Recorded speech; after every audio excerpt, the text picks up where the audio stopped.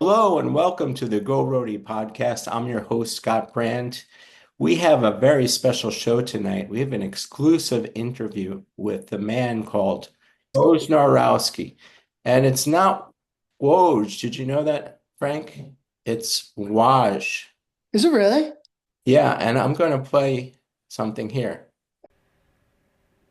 We are looking at how to pronounce the name of this American sports columnist, reporter, and author, nicknamed simply Woj. We are looking at how to pronounce Adrian Wojnarowski. Wojnarowski. Adrian Wojnarowski. Adrian Wojnarowski. Have Woj, whatever you want to say. Exclusive interview.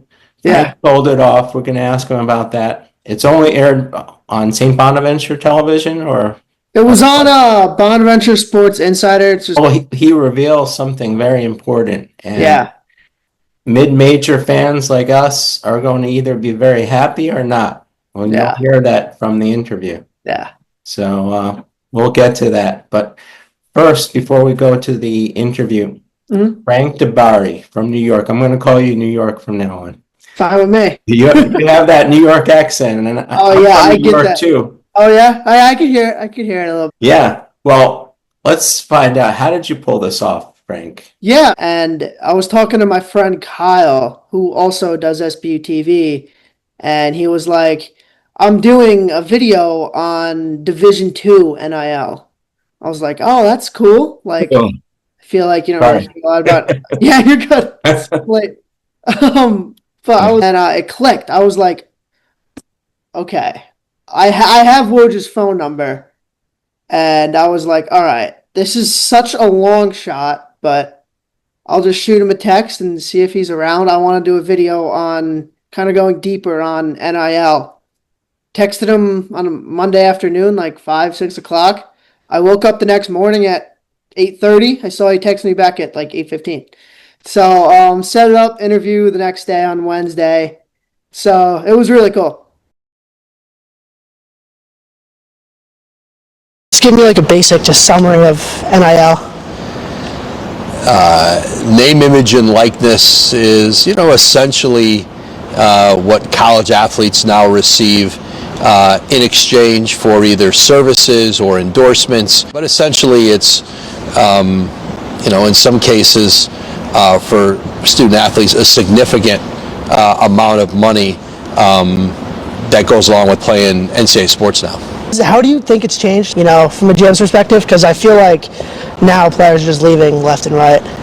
Yeah, I think it's professionalized college sports. Now, there's always been a lot of money involved, incredible streams of revenue, and a lot of people were profiting on college sports except for, players who were on the court, who were filling arenas, who were driving television ratings, and now, players are getting a share of that, and it's been, dramatic in how it's changed recruiting, how it's changed retention, but, it's coaches have made a lot of money, universities have made a lot of money, administrators have made a lot of money, and now players are sharing in that reward. But it's changed the model dramatically, especially between maybe you would say the haves and the have-nots in college sports. So what are some of your biggest challenges you face according to, NIL regulations? I think at St. Bonaventure, listen, just our size makes it difficult. It's always been a challenge to compete in the Atlantic 10 when you're up against schools like, VCU, St. Louis, Dayton, that are just much bigger universities with more revenue streams, just more ability to pour resources into their sport. And for us, we've had success in this league under Coach Schmidt and at different periods in our history. NIL has made it, a bigger challenge. I mean, there's games this year where there's a single player on another team who makes more in NIL than our entire roster, and yet we've still beaten some of those teams. So more money doesn't guarantee success, but not having any almost guarantees you're not going to be very good. And so you've got to be resourceful with the money you do have. And then we've got to work really hard to be creative in how we raise the money. My goal is to build something that's, sustainable financially. But it's a challenge, and even in our conference this year, with the anticipation of revenue sharing, the money in our league around our competitors has increased dramatically. Ours is increasing too, maybe not at the rate that it has at some other people against some other teams we're competing against. So, what would you like to see change in the NIL world? It's even a possibility. Can it make it better, or do you think this is the way it's going to be? I think there's lots of ways to make it better. I think we're in a world now where the Power 4, Power 5 conferences are dictating the policy. And so at our level, for us to think that there's going to be some legislation that is going to rescue St. Bonaventure or rescue Fordham or LaSalle from the realities of where the spending is going, I don't think that's going to happen. This is the power conferences and the power schools are really dictating what the policy is going to be. They're dictating the terms of this House settlement. And so we have to figure out how we best can operate, how we can show value for players, and then we've got to get great value in the deals we do. We have to recruit the right kinds of players who fit our school and who buy into our mission. I think we've done a really good job of that at St. Bonaventure this year with the group we have coming in. But the idea that there's going to be some legislation that's going to make it easier for St. Bonaventure and schools like us to compete, I'm not holding my breath on that. So this question is a little more close to home. After the NIT loss to Kent State in the post-game interview, Melvin said that he's more in it for the culture rather than money, and he also said he believed coming back to Bonaventure was kind of best fit for him. Do you think that him leaving had direct things to do with an NIL discrepancy? I mean, Melvin would have to answer that question. Melvin was outstanding for us last year. He was a culture setter with our program. He performed at a really high level. All of us understand the opportunities that were out there for Melvin, and they probably looked, I think, in Melvin's defense, what he thought might have been out there for him after our last game versus what was there in a week or two or three after that.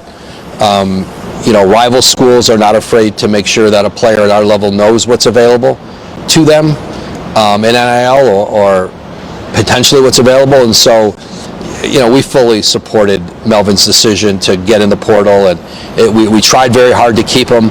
We made what we thought was a really competitive offer, certainly within our budget and with our limitations. We would have loved to have paid Melvin what his market value was, but we needed to field the team. Mm-hmm. And we think that we'll have an improved team over last year. We wished Melvin could have been a part of that, but we wish him the best at Kansas. We think he'll be a really good player for them. We understood his decision, and we thought that his 1 year at Bonaventure created a lot of value for him. I think it's created a lot of value for other players, and that's something, frankly, we can sell to the next group of recruits. Yeah. How has NIL affected your recruiting strategy, either positively or negatively? To compete in the Atlantic 10, to go to the in-state tournament, to win at the level that we want to win at, we've got to get high major players at essentially mid-major money. And so that's a strategy to me that's built around recruiting where you have strong relationships, really getting to know the players you are recruiting, and finding individuals and families who really will see the value in our program, in our university. We did that with this group coming in this year, and that's being in all parts of the world. And we've recruited, whether it's Canada, which we're going to continue to be aggressive in. We've got 3 players now signed in our class from Canada, and then obviously Italy, Russia. We're continuing to recruit other players around the world, and then here at home in the portal. Junior college ranks, high school, you've got to exhaust every avenue. There are enough players for us who fit here, who will value who we are, and then our goal is to recruit those players really hard, and then once they're here, to try to provide enough value while they're here to keep them. But it's going to be a challenge in every year, and but we're excited about the group we have, and excited about the possibility, that we can have some guys who are here for multiple years. Perfect. That's all I got. Great. Thank you so Thanks, much. Frank. I appreciate it. How'd you get his phone number? And by the way, text it to me. He'll be fine with it. Okay, I'll send it over. How are you walking around with Woj's phone number in your cell phone? Who else do you have in there? He had it was funny. I was talking to my dad, and I was like, man, like, he has LeBron James's phone number, probably has a couple presidents' phone numbers, and then he just has mine in there randomly. We have a guy coming in from your school. Are you familiar? Jonah Hinton, yeah. What should we expect? There's a lot of Rhody viewers here watching. Jonah's a very good shooter.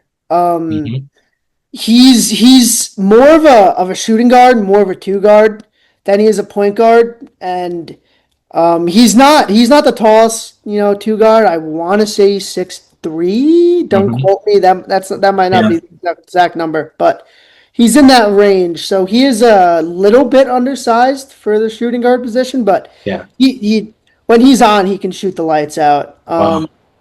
He was our sixth man coming into the year, but like I mentioned, our point guard got hurt, so he inserted into a starting role. He did a solid job.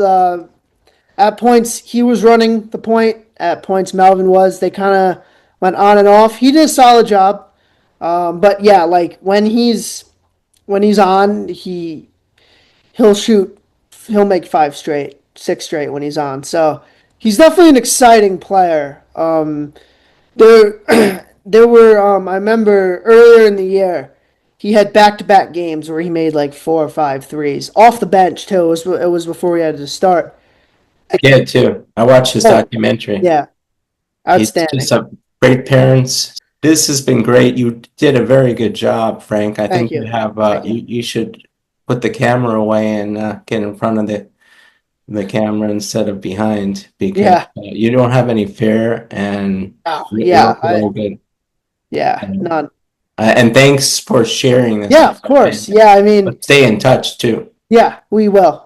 But I always end these podcasts the same way. When it comes to Go Rhody basketball, it's always Go Woj. Whoa, Wojnarowski.